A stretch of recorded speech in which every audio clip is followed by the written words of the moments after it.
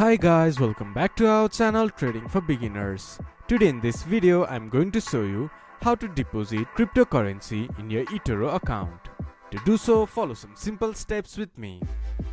First of all, open your Etoro application or go to Etoro website from your browser.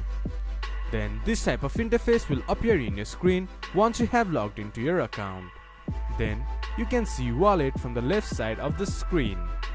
Click on it, click to get the app. Then you can add your another wallet in which you have your cryptocurrency. From there, connect your wallet. From here you can deposit your cryptocurrency. This is how you can deposit your cryptocurrency on Etoro. This much for today's video. If you guys find our video helpful, please leave a like and comment. And do not forget to subscribe our channel and hit the bell icon. I'll see you guys again in our next video. Thank you for watching.